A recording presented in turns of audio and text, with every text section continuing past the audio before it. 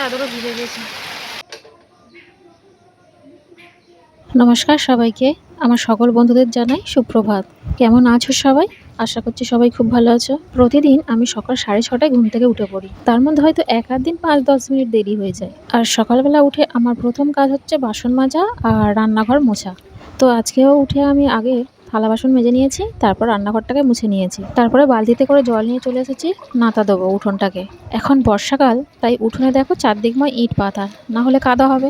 আর প্রতিদিন উঠোনে নাতা দেওয়া হয়, আর প্রতিদিনই কেঁচোতে মাটি তুলে। তবে বর্ষাকালে কিন্তু একটা জিনিস ভালো, উঠোনটায় সেরকমভাবে ঝাঁট দিতে হয় না, মাটি ভিজে আছে তার উপরেই নাতা দিয়ে দিচ্ছে। আর গরমকাল হলে তো আগে ভালো করে ঝাঁট দিতে হবে, তারপরেই নাতা। আর আমাদের বাড়িতে এত লোকজন, দেখো আমি নাতা দিচ্ছি আর কতজন গেল এলো। আমাদের বাড়িতে সারাদিনই লোকজন থাকে। আর আমরা এই যে বাড়ির মধ্যে থাকি প্রায় 18 থেকে 19-20 জন। একই বাড়িতে থাকি, কিন্তু সবাই সবার মতো আলাদা খায়। এই যেমন আমাদের বাড়িতে আমরা 5 জন। আর জানো তো, আগে আমাদের উঠোনটা অনেকটা বড় ছিল। আর সত্যি বলতে কি, প্রতিদিন নাতা দিতেও কষ্ট হতো খুব, কিন্তু আমাদের বাড়ির এমনই নিয়ম যে প্রতিদিন নাতা দিতেই হবে।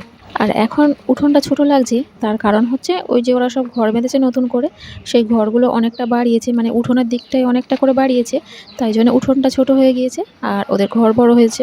সে যাই হোক, উঠোন ছোট হয়ে গিয়েছে, নাতা দিতেও কষ্ট কম হয়। তবে হ্যাঁ, তোমাদেরকে আর একটা কথা আমি বলি, এই যে উঠোন দেখছো আর আমাদের ঠাকুর ঘর, এর কাজগুলো কিন্তু সপ্তাহপালা করা। মানে আমাদের যে দাদু, উনি এখন বেঁচে নেই, তবে ওনার 5টা ছেলে, তাই 5 ঘরের 1 সপ্তাহ করে ভাগ। মানে যার পালা পড়বে সে ওই প্রতিদিন, মানে ওই 5 ঘরের যখন যার সপ্তাহ পালা পড়বে তখন সে ওই নাতা দেবে উঠোনটা, তারপর ঠাকুর ঘর মোছা, ভোগ দেওয়া, সন্ধ্যা দেওয়া, এগুলো 1 সপ্তাহ ধরে তাকেই করতে হবে। প্রথমে বড় বাড়ি, তারপর মেজো বাড়ি, এইভাবে 5 ঘরের করতে হয়। আর ওই 5 ভাই কিন্তু সবাই এই একই বাড়িতেই থাকা হয়। আর এই 5 ভাইয়ের কিন্তু সবাই এই একসাথেই থাকে। শুধু বড়টাই থাকে না, কিন্তু বড়টার বড় ছেলে থাকে।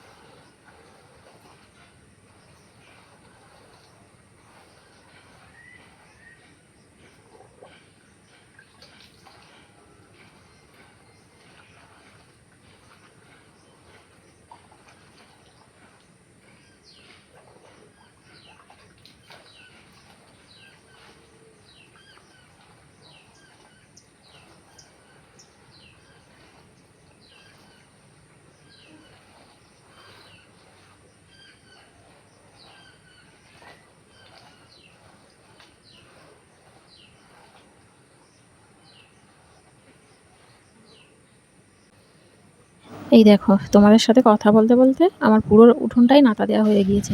চলো এবার রান্নাঘরটা, মানে উনুনটা নাতা দিয়ে দিই। নাতা দেওয়া শেষ করে এবার চলে এসেছে নিজের ঘরে। এসে আগে আমি জানলার পর্দাটাকে তুলে দিলাম। আর আমাদের ঘরটা এমন যে এই বিছানার দিকে এই জানলাটা খুললেই, জানলার পর্দাটা সরালেই বিছানার মধ্যে রোদ পড়বে। গরমকালে আমাদের ঘরে খুবই কষ্টদায়ক, মানে এত গরম হয় যে টেকা যায় না, কিন্তু শীতকালে খুব ভালো। ঠান্ডায় অতটা কষ্ট হয় না, আর অতটা ঠান্ডা বলে মনে হয় না। যাই হোক, জানলাটাকে খুলে দিয়েছি, এবার একটু পাখাটাকে চালিয়ে হাওয়া খেয়ে নিই, তারপরে কাজ সারবো। নাতা দিয়ে যা গরম হচ্ছে কি বলবো, মনে হচ্ছে যেন সেই গরমকাল, বর্ষাকাল বলে মনেই হচ্ছে না। তো যাই হোক, এবারে আমি বিছানাটাকে গুছিয়ে নিই। আমাদের ঘরে এসে আমার প্রথম কাজ হচ্ছে এটা।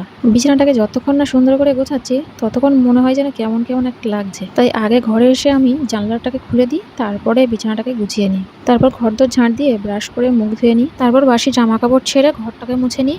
মুছে নিয়ে সোজা ঘাটে চলে যাই। ঘাটে জামা কাপড়গুলো ধুয়ে শুকোতে দিয়ে দিই। তারপরে চলে যাই রান্নাঘরে। রান্নাঘরে একটুখানি চা করে নিই। চা খেয়ে নিয়ে তারপরেই রান্না বসিয়ে দিই। যাই হোক, বিছানাটা আমার গোছানো হয়ে গিয়েছে। আর এদিকে দেখো, আমি বিছানার চাদরটাকে চেঞ্জ করেছি, আর বালিশের কভার একটা চেঞ্জ করেছি আর একটা চেঞ্জ করা হয়নি।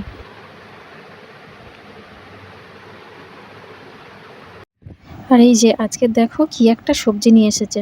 আচ্ছা, তোমরা বলো তো এই সবজিটার নাম কি? এটা খেতে কিন্তু তেতো। তোমরা কমেন্ট করে বলো এইটার নাম কি। আমি এটাকে আজকে চচ্চড়ি করব, তবে এতগুলো দেবো না, কয়েকটা দেবো।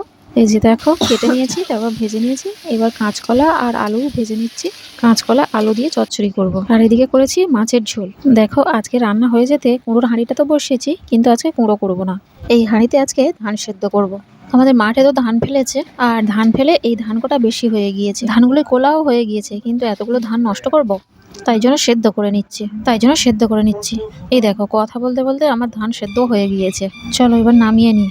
ধানটাকে নামিয়ে থালা বাসন মেজেছি, তারপর রান্নাঘরটাকে আবার মুছে নিয়ে চান করতে গেছি। চান করে ভাত খেতে গেছি, আর শুরু হয়ে গিয়েছে বৃষ্টি। ঘরে এসে দেখি জানলা থেকে জল ঢুকে আমার বিছানার চাদরও ভিজে গিয়েছে। আর ওদিকে দেখো, কত কষ্ট করে নাতা দিয়েছি, আর উঠোনে দেখো জল জমে গিয়েছে, এত বৃষ্টি হয়েছে। এখনো বৃষ্টি পড়ছে। বর্ষাকাল তো এরকমই হবে। তো যাই হোক, চলো ভিডিওটা তাহলে এখানেই শেষ করছি। দেখা হচ্ছে পরের ভিডিওতে। ততক্ষণ সবাই ভালো থেকো, সুস্থ থেকো। আর ভিডিওটা ভালো লাগলে একটা অবশ্যই লাইক করে দেবে, চ্যানেলটাকে সাবস্ক্রাইব করে দেবে। চাদরও ভিজে গেছে।